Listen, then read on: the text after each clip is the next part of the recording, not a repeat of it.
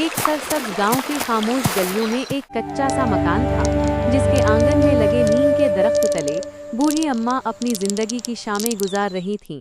उनका चेहरा वक्त की धूप से कम्हला जरूर गया था, मगर उनके लहजे की मिठास आज भी पूरे गांव के लिए शहद जैसी थी। लोग कहते थे, अम्मा के हाथ की दुआ और ज़बान की मिठास में अल्लाह ने शिफा रखी है। जब आसमान के नीलगों उफ़ुक़ पर रमज़ान का बारीक सा चांद नमूदार हुआ तो पूरा गांव खुशी से झूम उठा। बच्चों की टोलियां गलियों में शोर मचाती फिर रही थीं। अम्मा ने लर्ज़ते हुए हाथों से अपनी ऐनक दुरुस्त की और खिड़की से चांद को देखकर मुस्कुराएं। उनकी आंखों में खुशी के 2 मोती चमक उठे। उन्होंने आहिस्ता से दुआ मांगी, ऐ मेरे मालिक, इस मुबारक महीने की बरकत से इन मट्टी के घरों में रहने वाले दिलों को नूर से भर दे। अगले रोज जब असर के साए ढल रहे थे, अम्मा अपनी लाठी टेकती हुई गांव के चौक में पहुंचे। वहां लोग इफ्तार की तैयारियों में मसरूफ थे।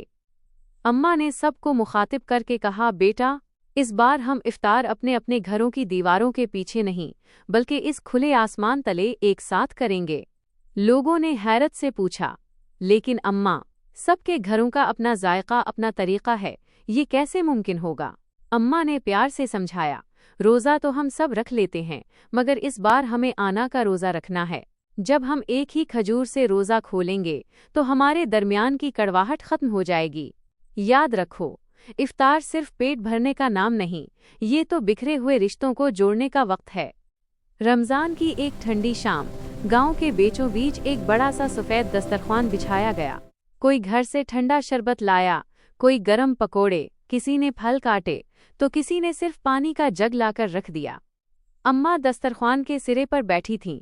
उनका नूरानी चेहरा गुरूब होते सूरज की सुर्खी में चमक रहा था। जब मस्जिद से अल्लाहु अकबर की सदा गूंजी तो पूरे गांव ने एक साथ बिस्मिल्लाह पढ़ी। वो मंजर ऐसा था जैसे फर्श पर फरिश्ते उतर आए हों। इफ्तार के बाद एक नौजवान ने अम्मा से पूछा, अम्मा, इस इज्तिमाई इफ्तारी से क्या हासिल हुआ? अम्मा ने बड़ी दानाई से जवाब दिया, बेटा, जब हम अकेले इफ्तार करते हैं तो सिर्फ अपनी नेमतें गिनते हैं, लेकिन जब हम मिलकर इफ्तार करते हैं तो हमें दूसरे की ज़रूरत का एहसास होता है। अकेले खाने में पेट भरता है, मगर साथ खाने में नस्लें सुवर जाती हैं।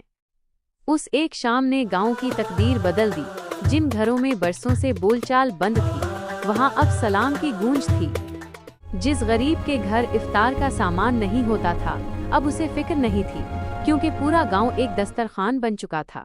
अम्मा ने अपनी जिंदगी के आखिरी रमज़ान में साबित कर दिया कि मोहब्बत का एक नवाला नफरत के 100 पहाड़ों को पिघला सकता है। रमज़ान हमें जोड़ने आता है, तोड़ने नहीं। असल रोज़ा वो है जिसके बाद दिल साफ हो जाए।